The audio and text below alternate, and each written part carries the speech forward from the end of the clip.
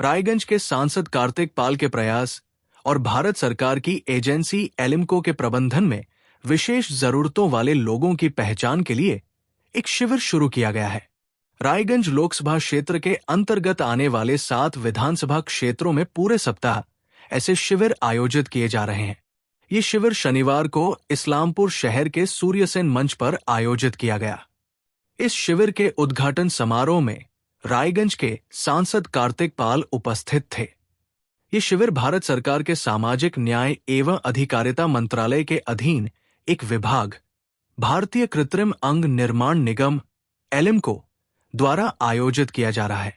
इस शिविर से विशेष आवश्यकता वाले लोगों के साथ साथ जिन बुजुर्ग को सहायक उपकरणों की आवश्यकता है, उन वरिष्ठ नागरिकों को भी लाभ मिलेगा। आज उनकी पहचान की जा रही है और सहायक उपकरण प्रदान करने के लिए उनके नाम पंजीकृत किए जा रहे हैं। बाद में सभी को बुलाकर आवश्यक सामान दिया जाएगा। भारत और पाकिस्तान के बीच वर्तमान युद्ध जैसी स्थिति के बारे में उन्होंने कहा कि हम सभी को देश हित में देश और सेना के साथ खड़ा होना चाहिए। आज के 7 দিনব্যাপী আমাদের রায়গঞ্জ লোকসভায় দিব্যাঙ্গ এবং যারা প্রবীণ নাগরিক তাদের জন্য ক্যাম্প চলছে। এখানে যারা দিব্যাঙ্গরা রয়েছেন, শুধু দিব্যাঙ্গরা নয়, দিব্যাঙ্গজনের সাথে যারা প্রবীণ নাগরিক 60 ঊর্ধ্ব তাদের যেগুলো ইনস্ট্রুমেন্ট দরকার, এখানে আমাদের টিম এসছে।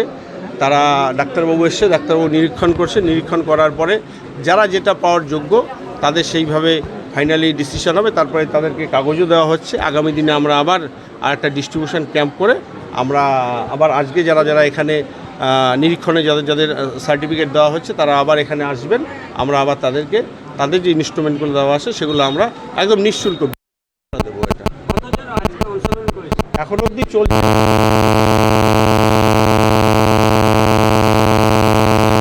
পরীক্ষা হচ্ছে, কমে যাচ্ছে, তারা তাদের কাগজ পেয়ে যাচ্ছে।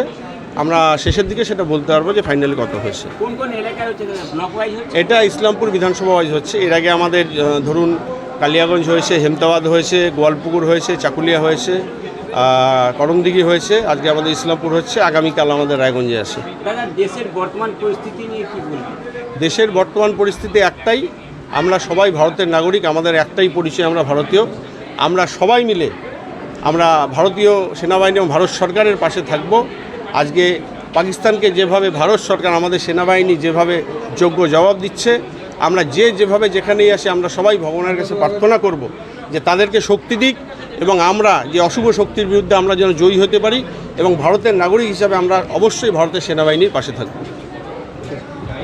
আজকে সত্যি খুব ভালো লাগছে যে আমাদের বিধানসভায় বিভিন্ন জায়গা থেকে আমাদের কাছে একটি লোকজন বিভিন্ন জিনিস বিভিন্ন সময় আবেদন করতো, যে জিনিস লাগবে সেটা আমরা আজকে এই দিব্যাঙ্গ ক্যাম্পের মাধ্যমে তাদের যারা দিব্যাঙ্গ ব্যক্তি তাদের হাতে আমরা রেজিস্ট্রেশনের মাধ্যমে সেই জিনিসগুলো আজকে যেরকম রেজিস্ট্রেশন হচ্ছে, প্রচুর সংখ্যা রেজিস্ট্রেশন হয়েছে এবং আগামী দিনে আমাদের এমপি বললেন যে আমরা আরেকটি ক্যাম্প করে যারা যারা রেজিস্ট্রেশন যাদের হয়েছে এবং যাদের বিভিন্ন জিনিসগুলো দেওয়া হবে সেগুলো নথিভুক্ত করা হয়ে গেছে, আমরা নির্দিষ্ট ক্যাম্প করে এবং সবাইকে জানিয়ে সেই দিনটা আমরা তাদের হাতে সেই জিনিসগুলো তুলে দেবো। কত মানুষ আজকে সকাল থেকে প্রায় 1500 লোক এখানে এসেছিল। ঠিক আছে, এখন আমরা এখান থেকে কেউ খালি হাতে যাবে না, সবাইকেই মানে আমরা কোনো জিনিস দিচ্ছি। অনেকটাই উপকার হবে এবং আমরাও খুব খুশি মানুষের পাশে থেকে। এখানটায় বিভিন্ন ধরনের যেরকম বেল্ট, কানে শোনার যন্ত্র এবং হুইল চেয়ার, ব্যাটারি চালিত হুইল চেয়ার, বয়স্কদের জন্য বিভিন্ন ধরনের হাতের লাঠি যেটা বলে যারা হাঁটতে গিয়ে তাদের সহযোগিতা হবে এবং দাঁত থেকে শুরু করে জুতো, তোমার ডুপ্লিকেট যে পাগুলো আছে আর্টিফিশিয়াল লেগ, সেই সমস্ত জিনিসই দেওয়া হচ্ছে এখান থেকে।